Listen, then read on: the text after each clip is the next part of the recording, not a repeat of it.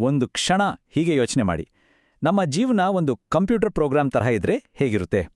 ಆ ಪ್ರೋಗ್ರಾಂನಲ್ಲಿ ಕೆಲವೊಮ್ಮೆ ನಮ್ಮ ಸಂತೋಷಕ್ಕೆ ಅಡ್ಡ ಬರುವ ಕೆಲವು ಬಗ್ಸ್ ಅಂದ್ರೆ ದೋಷಗಳು ಕಾಣಿಸ್ಕೊಳ್ತಾವೆ. ಆದ್ರೆ ಒಳ್ಳೆ ವಿಷಯ ಏನಂದ್ರೆ ನಾವು ಆ ಪ್ರೋಗ್ರಾಂನ ಮೂಲ ಕೋಡನ್ನ ಅರ್ಥ ಮಾಡ್ಕೊಂಡು ನಮ್ಗೆ ಬೇಕಾದ ಹಾಗೆ ಅದನ್ನ ಮತ್ತೆ ಬರೀಬೋದು. ಬನ್ನಿ ಇದರ ಬಗ್ಗೆ ಇನ್ನಷ್ಟು ನೋಡೋಣ. ಹಾಗಿದ್ರೆ ಒಂದು ಮುಖ್ಯವಾದ ಪ್ರಶ್ನೆಯನ್ನ ನಮ್ಮ ಮುಂದಿಡೋಣ. ನಾವೆಲ್ಲರೂ ಸಂತೋಷವನ್ನ ಹುಡುಕೊಂಡೋಗ್ತೀವಿ ಅಲ್ವಾ? ಆದ್ರೆ ನಾವು ಸಂತೋಷವನ್ನ ಹುಡುಕುವ ಈ ರೀತಿ ಇದೆಯಲ್ಲ, ಅದೇ ನಮ್ಮ ವೈಯಕ್ತಿಕ ಆಪರೇಟಿಂಗ್ ಸಿಸ್ಟಮ್ನಲ್ಲಿರೋ ಒಂದು ಬಗ್ ಅಥವಾ ದೋಷ ಆಗಿರ್ಬೋದಾ?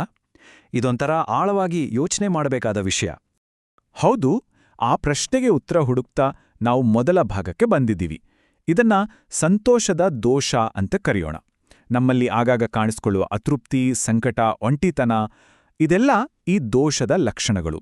ಮೊದಲು ಇದನ್ನ ಸರಿಯಾಗಿ ಗುರ್ತಿಸೋಣ. ಇದನ್ನ ಅರ್ಥ ಮಾಡ್ಕೊಳ್ಳೋಕೆ ಒಂದು ಉದಾಹರಣೆ ನೋಡೋಣ. ಮಿಸ್ಟರ್ ಎಕ್ಸ್ ಅಂತ ಒಬ್ಬ ವ್ಯಕ್ತಿ. ಅವರು ಬೇಕರಿಗೆ ಒಬ್ಬರೇ ಹೋಗಿ ತುಂಬಾ ಕೇಕ್ ತಿಂತಾರೆ. ಯಾಕೆ ಅವರು ಯಾವಾಗ್ಲೂ ಒಂಟಿಯಾಗಿರ್ಲು ಇಷ್ಟಪಡ್ತಾರೆ? ಯಾಕೆ ತಮ್ಮ ವಸ್ತುಗಳನ್ನ ಬೇರೆಯವ್ರ ಜೊತೆ ಹಂಚ್ಕೊಳ್ಳಲ್ಲ? ಹೊರಗಿಂದ ನೋಡೋಕೆ ಯಶಸ್ವಿ ಆಗಿದ್ದಾರೆ ಅನ್ಸಿದ್ರೂ ಒಳಗೊಳಗೆ ಒಂಟಿತನದಿಂದ ಬಳಲ್ತಿದ್ದಾರೆ. ನೋಡಿ, ನಮ್ಮೊಳಗಿನ ದೋಷ ಹೀಗ್ ಕೆಲ್ಸ ಮಾಡುತ್ತೆ. ಹಾಗಾದ್ರೆ ಈ ಸಮಸ್ಯೆ ಬರೋದು ಎಲ್ಲಿಂದ? ಇದರ ಮೂಲ ಕಾರಣ ಏನು? ಇದು ನಮ್ಮ ದೇಹದ ಸಮಸ್ಯೆಯಲ್ಲ, ಬದಲಿಗೆ ನಮ್ಮ ಮನಸ್ಸಿನ ಸಾಫ್ಟ್ವೇರ್ನದ್ದು. ಆಂತರಿಕ ಶಾಂತಿ, ಸಹಾನುಭೂತಿ, ಪರೋಪಕಾರದಂಥ ಗುಣಗಳು ನಮ್ಮಲ್ಲಿ ಸರಿಯಾಗಿ ಡೆವಲಪ್ ಆಗಿಲ್ಲದೆ ಇರೋದೇ ಇದಕ್ಕೆ ಪ್ರಮುಖ ಕಾರಣ. ಇಲ್ಲಿ ಒಂದು ತುಂಬಾನೇ ಇಂಟ್ರೆಸ್ಟಿಂಗ್ ಕಾನ್ಸೆಪ್ಟ್ ಇದೆ. ಅದನ್ನ ವೇದನಾ ಅಂತ ಕರೀತಾರೆ. ಇದರ ಪ್ರಕಾರ ನಾವು ಅನುಭವಿಸೋ ಪ್ರತಿಯೊಂದು ಸಂವೇದನೆಯೂ ದುಃಖಕ್ಕೆ ಕನೆಕ್ಟ್ ಆಗಿದೆ. ಕೆಟ್ಟ ಅನುಭವಗಳು ದುಃಖ ತರ್ತಾವೆ, ಅದು ಸರಿ. ಆದರೆ ಖುಷಿ ಕೊಡೋ ಅನುಭವಗಳು ಕೂಡ ಶಾಶ್ವತ ಅಲ್ಲ. ಆ ಖುಷಿ ಹೊರಟು ಹೋದಾಗ ಅದರ ಮೇಲಿದ್ದ ವ್ಯಾಮೋಹವೇ ನಮ್ಗೆ ದುಃಖವಾಗಿ ಕಾಡುತ್ತೆ. ಸರಿ, ಸಮಸ್ಯೆಯನ್ನ ಗುರುತಿಸ್ತ್ವಿ. ಈಗ ಪರಿಹಾರದ ಕಡೆಗೆ ಗಮನ ಹರಿಸೋಣ ಅಲ್ವಾ? ನಮ್ಮ ಆಂತರಿಕ ಜಗತ್ತನ್ನ ಅರ್ಥ ಮಾಡ್ಕೊಳ್ಳಕ್ಕೆ ಕೆಲವು ಪುರಾತನ ತತ್ವಗಳನ್ನ ನಮ್ಮ ಸೋರ್ಸ್ ಕೋಡ್ ತರ ನೋಡೋಣ. ಈ ಮೂಲ ತತ್ವಗಳನ್ನ ಅರ್ಥ ಮಾಡ್ಕೊಂಡ್ರೆ ನಾವು ನಮ್ಮ ಸಿಸ್ಟಮನ್ನೇ ರೀಬೂಟ್ ಮಾಡ್ಬೋದು. ಮೊದಲನೇ ಮೂಲತತ್ವ ಅನಾತ್ತ. ಅಂದ್ರೆ ನಾನು ಅಂತ ಒಂದು ಶಾಶ್ವತವಾದ ಗಟ್ಟಿಯಾದ ವಸ್ತುವಿಲ್ಲ. ಇದನ್ನ ಒಂದು ನದಿಗೆ ಹೋಲಿಸ್ಬೋದು. ನದಿ ಯಾವಾಗಲೂ ಹರಿಯುತ್ತಲೇ ಇರುತ್ತೆ. ಅದರಲ್ಲಿರೋ ನೀರು ಪ್ರತಿ ಕ್ಷಣವೂ ಹೊಸತು. ಹಾಗೆಯೇ ನಮ್ಮ ಆಲೋಚನೆ, ಭಾವನೆ, ದೇಹ ಎಲ್ಲವೂ ನಿರಂತರವಾಗಿ ಬದಲಾಗುತ್ತಿರುತ್ತೆ.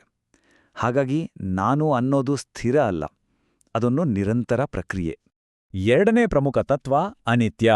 ಅಂದ್ರೆ ಈ ಪ್ರಪಂಚದಲ್ಲಿ ಯಾವುದೂ ಕೂಡ ಶಾಶ್ವತ ಅಲ್ಲ. ಒಂದು ಹೂ ಅರಳುತ್ತೆ, ತುಂಬಾ ಸುಂದರವಾಗಿ ಕಾಣುತ್ತೆ, ಆದ್ರೆ ಕೊನೆಗೆ ಬಾಡಿ ಹೋಗ್ಲೇಬೇಕು. ನಮ್ಮ ಸಂತೋಷ, ದುಃಖ, ಸಂಬಂಧಗಳು ಎಲ್ಲವೂ ಇದೇ ರೀತಿ ಬದಲಾವಣೆಗೆ ಒಳಪಟ್ಟಿವೆ. ಈ ಬದಲಾವಣೆಯನ್ನ ಒಪ್ಕೊಳ್ಳೋದೇ ದುಃಖದಿಂದ ಹೊರಬರೋಕೆ ಇರೋ ದಾರಿ. ಈ ತತ್ವಗಳನ್ನ ಅರ್ಥ ಮಾಡ್ಕೊಂಡ್ಮೇಲೆ ನಮ್ಮ ಜೀವನದ ಅಲ್ಗಾರಿದಮನ್ನೇ ಬದಲಾಯಿಸೋಕೆ ಸಾಧ್ಯ.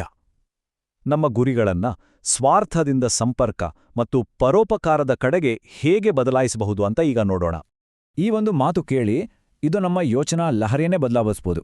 ಸಂತೋಷಕ್ಕಾಗಿ ನೀವು ನಡೆಸ್ತಿರುವ ಹುಡುಕಾಟ ವಾಸ್ತವದಲ್ಲಿ ಅಸಂತೋಷವನ್ನು ಗಳಿಸುವ ಒಂದು ಕರ್ಮವಾಗಿದೆ. ಅಂದ್ರೆ ನಾವು ಸಂತೋಷವನ್ನ ಬೆನ್ನಟ್ಟಿದಷ್ಟು ಅದು ನಮ್ಮಿಂದ ದೂರ ಹೋಗುತ್ತೆ. ನೋಡಿ, ಇಲ್ಲಿ 2 ತರಹದ ಜೀವನ ಮಾರ್ಗಗಳನ್ನ ಹೋಲಿಸಲಾಗಿದೆ. ಸುಮಾರು 50 ವರ್ಷದವರೆಗೆ ಒಬ್ಬ ಹೂಡಿಕೆದಾರನಾಗಿ ವ್ಯಾಪಾರಿಯಾಗಿ ಬದುಕುವುದು ಅರ್ಥಪೂರ್ಣ ಅನ್ಸ್ಬೋದು. ಆದರೆ ಅದರ ನಂತರ ನಿಜವಾದ ಅರ್ಥ ಸಿಗೋದು ಪರೋಪಕಾರಿ ಜೀವನದಲ್ಲಿ. ಹಸಿದವರಿಗೆ, ಬಡವರಿಗೆ ಮತ್ತು ಕಷ್ಟದಲ್ಲಿರುವವರಿಗೆ ಸೇವೆ ಮಾಡೋದ್ರಲ್ಲಿ ಒಂದು ವಿಶೇಷವಾದ ತೃಪ್ತಿ ಇರುತ್ತೆ. ಇಲ್ಲಿ ಮುಖ್ಯವಾದ ವಿಷಯ ಏನಪ್ಪಾ ಅಂದ್ರೆ, ಸೇವೆ ಅಂದ್ರೆ ಏನೋ ದೊಡ್ಡದಾಗಿ 100 ಜನರಿಗೆ ಸಹಾಯ ಮಾಡಬೇಕು ಅಂತಲ್ಲ. ಒಬ್ಬನೇ ಒಬ್ಬ ಕಷ್ಟದಲ್ಲಿರೋ ವ್ಯಕ್ತಿಯ ನೋವನ್ನ ಕಡಿಮೆ ಮಾಡೋಕೆ ನಾವು ನಮ್ಮ ಸಮಯ ಮತ್ತು ಮನಸ್ಸನ್ನ ಕೊಟ್ರೂ ಸಾಕು, ಆ ಸೇವೆ ನಮ್ಮ ಜೀವನಕ್ಕೆ ತುಂಬಾನೇ ಆಳವಾದ ಅರ್ಥವನ್ನ ಕೊಡುತ್ತೆ. ಇನ್ನೊಬ್ಬರಿಗೆ ಸಹಾಯ ಮಾಡೋಕ್ಕೂ ಮುಂಚೆ ನಾವೇ ನಮಗೆ ಕೆಲವು ಪ್ರಶ್ನೆಗಳನ್ನ ಕೇಳ್ಕೋಬೇಕಾಗತ್ತೆ. ನಾನ್ ಯಾಕೆ ಸಹಾಯ ಮಾಡಬೇಕು ಅನ್ಕೊಂಡಿದ್ದೀನಿ, ಇದರಿಂದ ನನಗೇನ್ ಸಿಗುತ್ತೆ ಅಂತ ನಮ್ಮ ಉದ್ದೇಶಗಳನ್ನ ನಾವು ಅರ್ಥ ಮಾಡ್ಕೊಂಡಾಗ ನಮ್ಮ ಸೇವೆ ಇನ್ನಷ್ಟು ಶುದ್ಧವಾಗುತ್ತೆ. ಇಷ್ಟೆಲ್ಲ ಸಿದ್ಧಾಂತಗಳನ್ನ ನೋಡಿದ್ವಿ. ಈಗ ಇದನ್ನ ನಮ್ಮ ದಿನನಿತ್ಯದ ಜೀವನದಲ್ಲಿ ಹೇಗೆ ಅಳವಡಿಸ್ಕೊಳ್ಳೋದು? ಬನ್ನಿ, ಕೆಲವು ಸರಳವಾದ ಕಾರ್ಯರೂಪಕ್ಕೆ ತರಬಹುದಾದ ನಿಯಮಗಳನ್ನ ನೋಡೋಣ. ಇಲ್ಲಿ 3 ತುಂಬಾ ಸರಳವಾದ ಅಭ್ಯಾಸಗಳಿವೆ. ಮೊದಲನೆಯದು, ಪ್ರತಿದಿನ ಬೇರೆಯವರಲ್ಲಿ ಗಮನಿಸಿದ ಒಂದು ಒಳ್ಳೆಯ ಗುಣವನ್ನ ಡೈರಿಯಲ್ಲಿ ಬರೀರಿ. ಎರಡನೇದು, ಯಾರಿಗಾದರೂ ಅವರ ಕಣ್ಣು ನೋಡಿ ಪ್ರಾಮಾಣಿಕವಾಗಿ ಧನ್ಯವಾದ ಹೇಳಿ. 3ನೇದು, ಯಾರದಾದ್ರೂ ಕೆಲಸವನ್ನ ಮನಪೂರ್ವಕವಾಗಿ ಹೊಗಳಿ. ಇದನ್ನ ಪ್ರತಿದಿನ ಮಾಡಿ. ಆದರೆ ಒಂದು ವಿಷಯ ನೆನಪಲ್ಲಿರಲಿ, ಈ ಅಭ್ಯಾಸಗಳನ್ನ ಶ್ರದ್ಧೆಯಿಂದ ತಪ್ಪದೇ ಮಾಡೋದು ತುಂಬಾನೇ ಮುಖ್ಯ. ಒಂದಿನ ಮಾಡಿಬಿಡೋದಲ್ಲ. ವಾರದಿಂದ ವಾರಕ್ಕೆ ಇದನ್ನು ಮುಂದುವರಿಸಿದ್ದಾಗ ಮಾತ್ರ ನಿಜವಾದ ಬದಲಾವಣೆಯನ್ನ ನೋಡಕ್ ಸಾಧ್ಯ.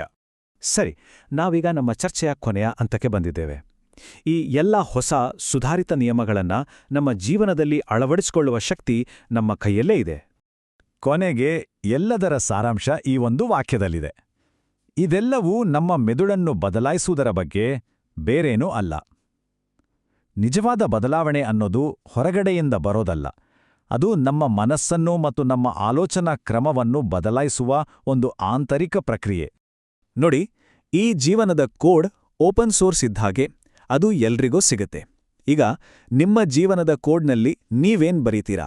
ಆ ಆಯ್ಕೆ ನಿಮ್ದು.